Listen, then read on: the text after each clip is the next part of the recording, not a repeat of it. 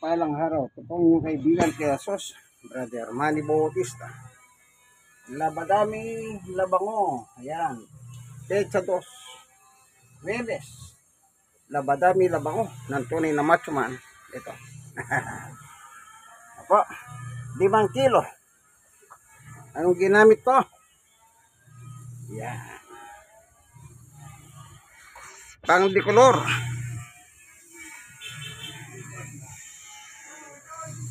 Ano pa?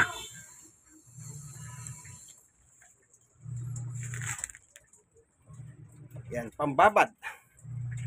5. Ito, 4 papabango ng damit. Yan. Ngayon, ito na siya.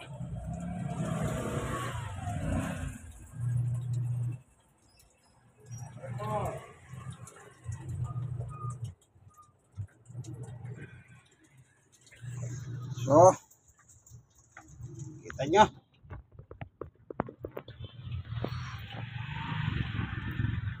Ayan. Automatic yung washing machine.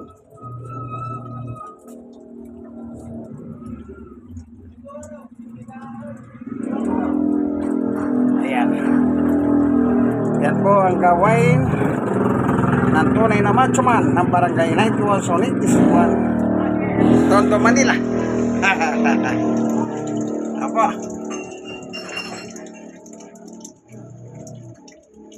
Kaya kayo po, ako senior na ako, 63. Pero hanggat may tutulong tayo. No? At ang panahon ay napakaganda.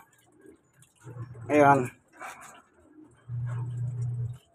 ito yung ano, yan.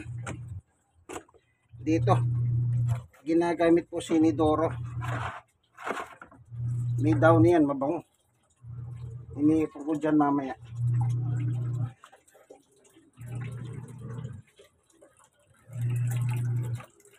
May ilan tubig ko. Ayun, labas tayo. Magandang panahon. Ito. Ayan. Nakasikat ang araw. Kanya lang problema, wala pa yung truck ng basura. Wala pa yung truck ng basura. Nagtambak yung basura. No, nagtambak. Yan. Sa Chocoy Street dito papunta, Juan Nolasco. Doon. Nolasco High School. Dito naman, papunta ng Pretel Market. Palabas. Yan. Maganda yung panahon, nakasikat ang araw. Ngayon, ayan. Muli natin ibalik si Ernix Dionisio. Ayan. The working congressman sa nalalapit na midterm election. At saka, yan. Si Ani at Yul Serbo ng Maynila. Mayor, Vice Mayor. Ano? Ganyan lang. Mga laman ni Sister Baby. Ito, gamot ito sa diabetes. Inunguya lang. Alalapad ng daon. Ang ganda. Inunguya mo lang. Yung katasang tawag dito. Yung ngangatahin mo. Okay? Ito po yung mga laman.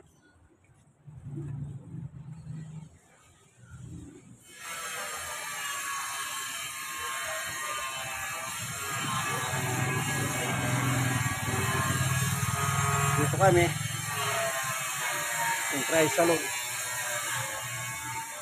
Okay. Ayan.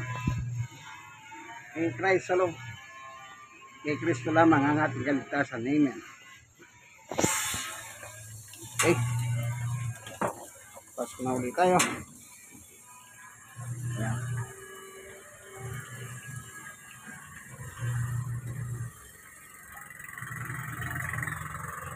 So, huling banlaw na lang ito. Bali itong damit. 2 guhit para 5 kilo. Yan. Bali around 5 kilos na po. Mga hindi kumukupas. Mga pinutya. Na, ito po ang inyong kaibigan, Brother Manny Bautista, tunay na macho man ng Barangay 91 Sonny, District 1, Tondo, Manila. Okay, ayan na. Matatapos na, dahan-dahan na siya.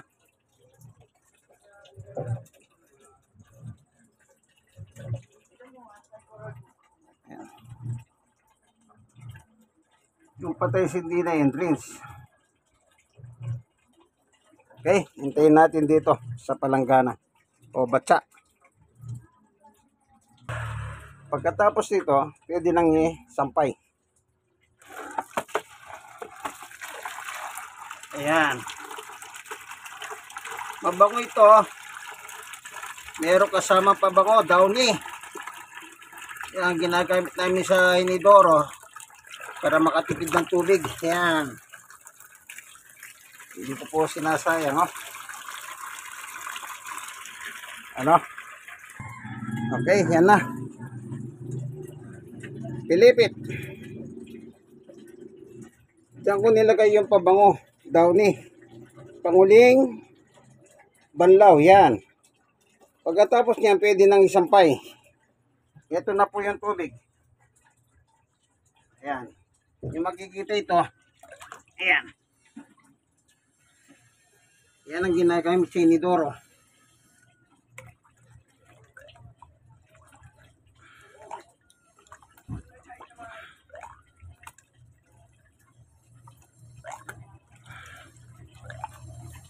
Okay, rain. Yan, diretso na sa imbornal yan. Ito, paninidoro yan.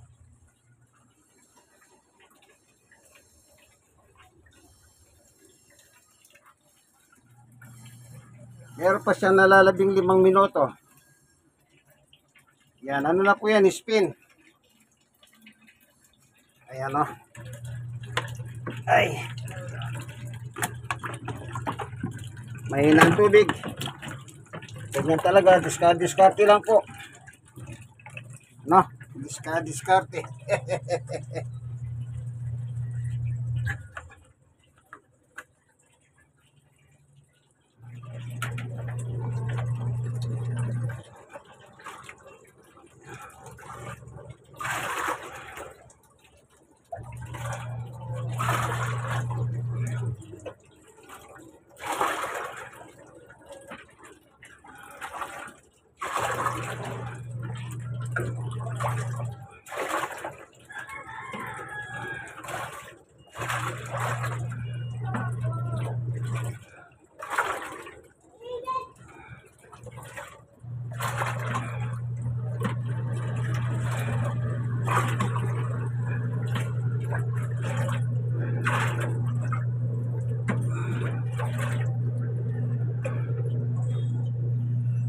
Ayan. Nakagawa na naman po tayo. Gawaing bahay. Kaya ako sinasabi ko po sa inyo, tumulong kayo sa gawaing bahay. Huwag po kayong maging, halimbawa sabi nyo, ako naman yung lalaki sa bahay, tama. Ibig ko sabihin, ikaw ang lalaki, hindi ka nagagawa. Tumulong kayo. Bakit ako? Oh, bakit ako? 63 na ako. Stroke pa ako. Tapos meron pa akong person with disability dahil yung tuhod ko may tama. Oh, pero tumutulong ako sa gawaing bahay. Hindi naman yung iba mga mapagdailan na lang. Pati yung sakit ay keso may sakit, ay hindi totoo yan, may sakit ka nga, pero kung kaya mo, ba't hindi ka tumulong? Ako kaya ko. Senior 63, oh, kaya ko pa. Ganyan po ang totoong lalaki. Kaya nga ang taguri ko sa aking sarili, ang tunay na macho man.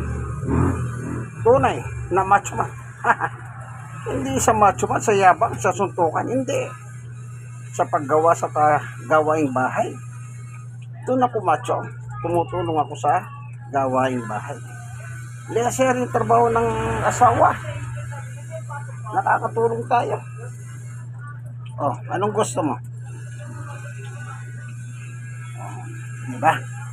Basta ako, ganun ang aking prinsipyo. Bahala kayo.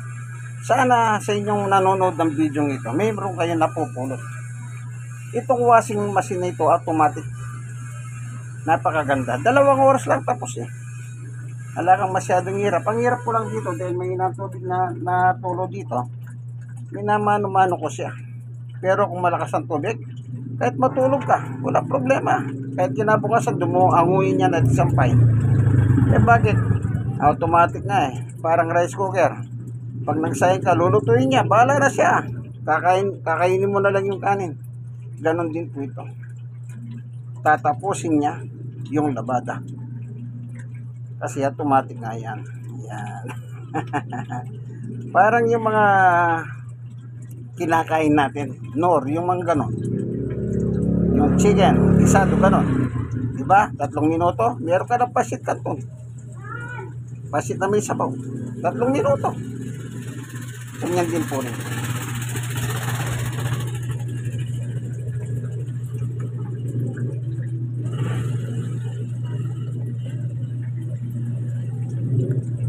Ayan, nag-iipon ako ng tubig.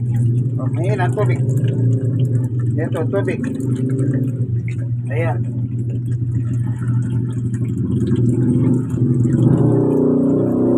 At na matapos, number 2, 2 ano na lang. Spin. Tatapos na yan. Ayan. Ito naman yung tubig. Tubig na may daw, ni panggamit sa umidoro. Ayan, nasa drain naman yan, drain. Ayan. Magtipid. Anong sabi? Magtipid ng tubig. Lalo na sa panahon natin, kailangan mo magtipid. Kaya ako, ginagamit ko para sa panginidoro. Ayan, kalendaryo. Ano petsa tayo? Ayun, 2. Ito, 2. Bakit? Eh, bagong taong kapon eh. Ayan. Ito, yan. Bagong taong kapon. Di po ba?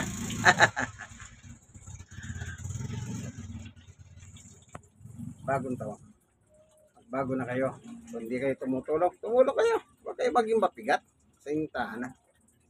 Kung sabihin kayo lalaki, hindi totoo yan. Yan, tapos na.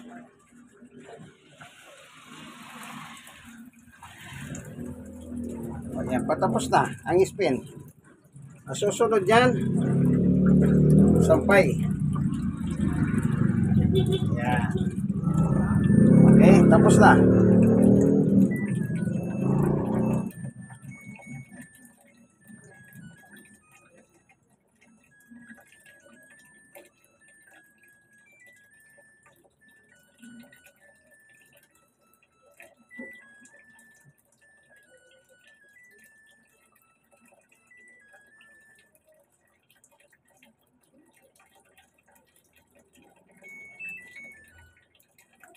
Ayan. Ayan na. Tapos na. Tapos na. So, ready for sampay. Okay, hanguin ko na. Okay.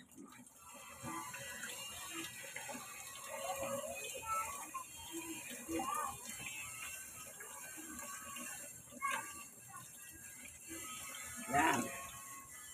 Ito ko naman. Ilalagay ito. Ayan. Okay. Tanggalin natin.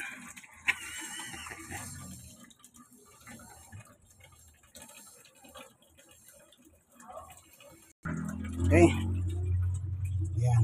Wala na laman. Lilinisin nyo po yan. Ngayon, ito lilinisin nyo rin, oh. Lilinisin din yan. Filter yan. Okay. Ito na. Andito na lahat. Sasampay na yan. Ready to sampay. Sampay. Okay. Tapos na po ang ating labadami, labangon, ang tunay na matchman. Sana meron po kayong natutunan sa aking munting video, ano? Ito po inyong kaibigan, Jesus. Brother Manny Bautista. Ano po? Yan. Inihimas-himas ko po yung mga dumi. O, tinatanggal ko. Kasi mahirap ang may dumi. Gamit yan eh. Hindi naman marunong maglinis ng sarili niya yan. Kaya kayo mismong gagawa niyan. Paglilinis sa kanya.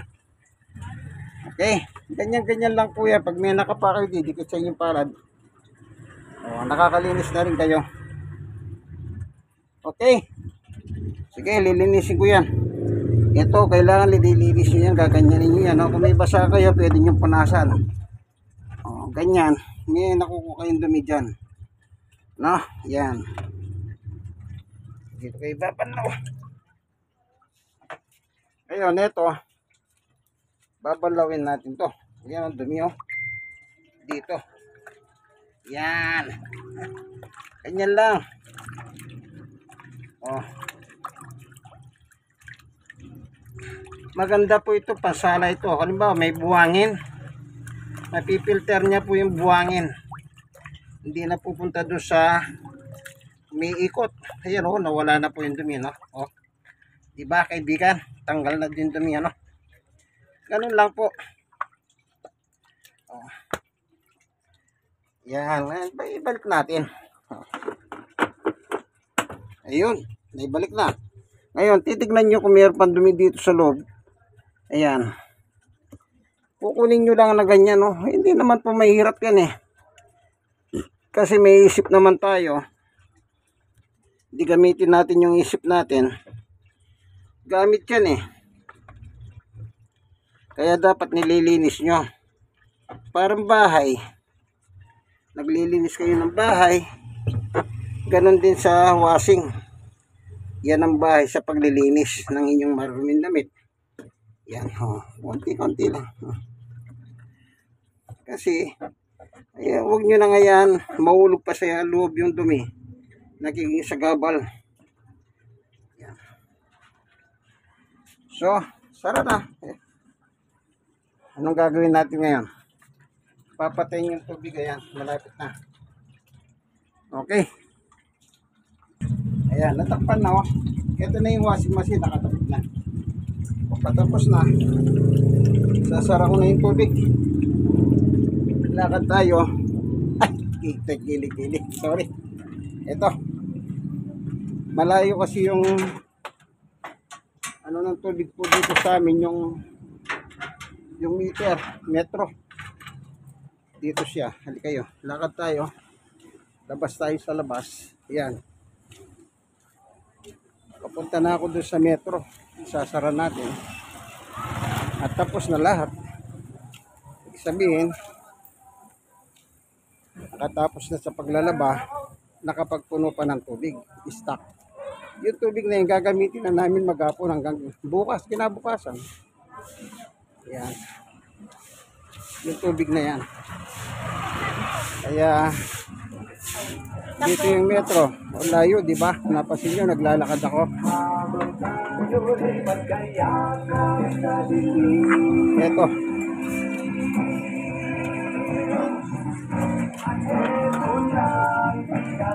Ito yung sa amin.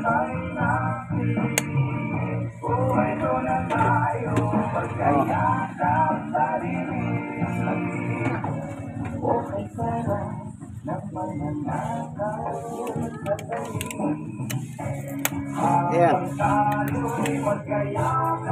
Ito, kinakandado. Ayan. Balik na tayo. Ganyan lang ha. Ganyan lang ang gawain. Ayan, tignan nyo po yung nilalakaran ko. Yan.